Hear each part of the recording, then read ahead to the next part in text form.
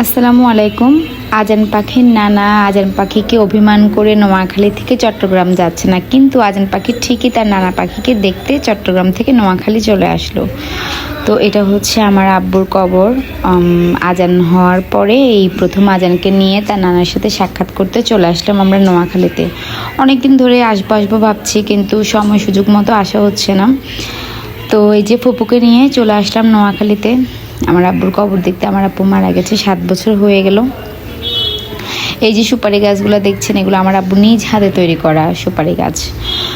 তো কবর দেখা শেষ, এখন ভাবতেছি যে একটু ফুপুর বাড়িতে চলে যাব। অল্প অল্প শর্ট ভিডিও নিচ্ছি, কারণ এত ডিটেলস নেওয়া সম্ভব না, এত ভিডিও করা সম্ভব না।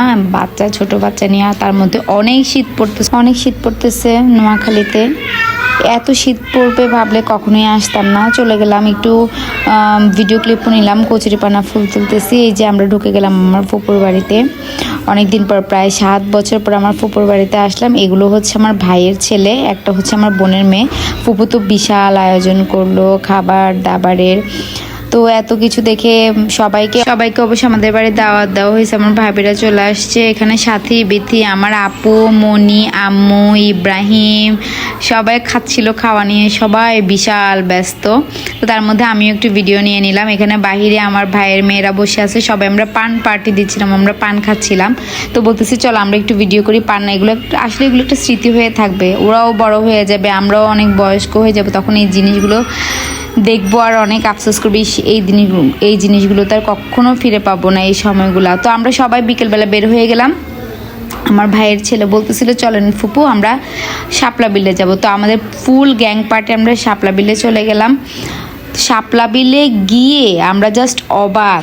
তো এখানে সবাই ওয়েট করতেছে, আরও কিছু মানুষ ছিল, ওরাও আসতেছে, সবার জন্য ওয়েট করতেছে। এই যে আমার আপুর ছেলে খুব খুশি, মানে এত বছর পেয়ে সবাই আমাদের এদিকে। আমার আজান প্রচুর খুশি, এত মানুষ, এত চিল্লা ফাল্লা দেখে ও যে কি পরিমাণ খুশি।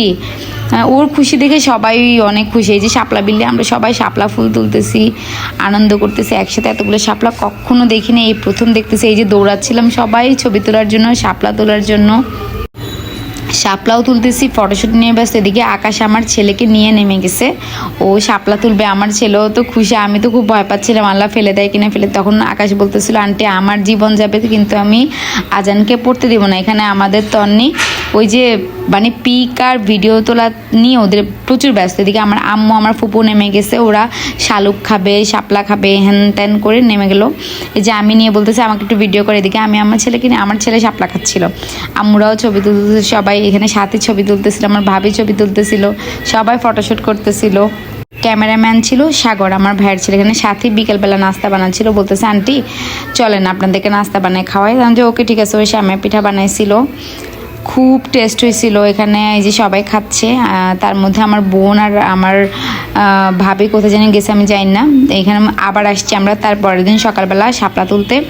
এই যে মানে এত শাপলা, তখন বেশি সুন্দর ছিল সকালবেলা, সব শাপলা ফুটে একদম গোলাপি হয়ে গেছিলো, এত ভালো লাগতেছে। তার মধ্যে অনেক শীত, তাও শীত ওয়েট না করে চলে গেছে আমরা ডিরেক্ট শাপলা তুলতে। তখনও ছবি ভিডিও। তো আমিও মোটামুটি কিছু ছবি নিয়েছিলাম, তার আমি যে না একটু ভিডিও করে নেই। আর এরকম শাপলা বিল এই জীবনের প্রথম দেখলাম। আর এখানে একটা না 3-4টা শাপলা বিল ছিল। তো আম্মু বলতেছে এগুলো একটু যখন শাপলাগুলো শুকাবে তখন শাপলা, এই যে শালুক আর ভ্যাট না কি বলে আমি জানি না, ওগুলো নাকি হবে, ওগুলো নাকি খেতে অনেক টেস্ট। মানে শাপলা বিলটা যতই দেখতেছি আমি ততই মুগ্ধ, এত সুন্দর। আসলে আমাদের জাতীয় ফুল হিসেবে শাপলা ফুল বেস্ট।